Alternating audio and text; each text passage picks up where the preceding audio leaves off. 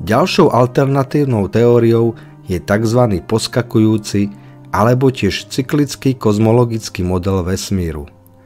Tento podporuje rýchle rozpínanie vesmíru podobné veľkému tresku. Uznáva však aj jeho spätné zmršťovanie sa, ktoré zodpovedá nielen expanzii, ale aj kontrakcii vesmíru. Takýto cyklický vesmír sa zmenšuje na minimálny objem a potom sa odrazí späť do nasledujúcej expanzie. Iný variant tohto modelu navrhuje vesmír, ktorý sa odrazí iba raz. V tomto prípade vznikol súčasný vesmír po skoršej kontrakcii. Podľa teórie jediného odrazu sa dnešný vesmír bude rozpínať navždy.